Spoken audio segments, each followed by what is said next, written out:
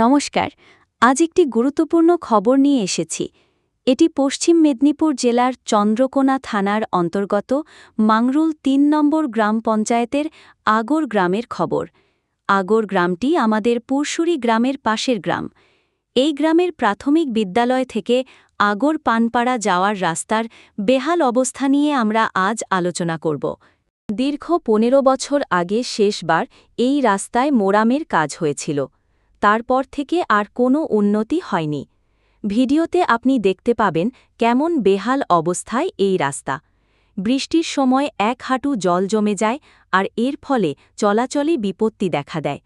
তবুও প্রশাসনের পক্ষ থেকে কোনো পদক্ষেপ নেওয়া হয়নি। পানপাড়ার বাসিন্দা কুন্তল পান জানান, প্রায়ই এই রাস্তায় সাইকেল বা বাইক নিয়ে দুর্ঘটনা ঘটে। এমনকি তিনি নিজেও এক রাতের বেলা বাইক নিয়ে এই রাস্তায় আছাড় খেয়েছেন। মুখ্যমন্ত্রী মমতা বন্দ্যোপাধ্যায়ের স্বপ্নের প্রকল্প আমাদের পাড়া আমাদের সমাধানেও এই রাস্তার কোনো উন্নতি হয়নি। স্থানীয় বাসিন্দারা জানাচ্ছেন, তারা বিভ্রান্ত হয়ে পড়েছেন। কবে এই রাস্তায় উন্নয়ন হবে বা আদৌ হবে কিনা তা নিয়ে তারা আশা করছেন প্রশাসন দ্রুত তাদের চলাচলের পথটি সারিয়ে দেবেন।